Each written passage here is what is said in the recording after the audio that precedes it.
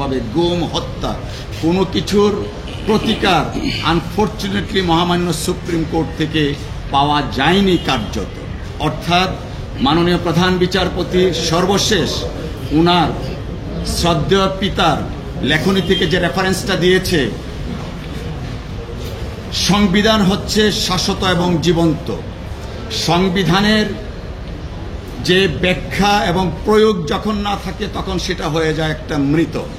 আমরা গত 15 বছর সেই আনফরচুনেটলি মৃত সংবিধানকে পেয়েছিলাম মহামান্য সুপ্রিম কোর্টের মাধ্যমে, যে কারণে আজকে বাংলাদেশে হাজার হাজার মানুষ নিগৃহীত হয়েছে, শত শত মানুষ রক্ত ঝরেছে।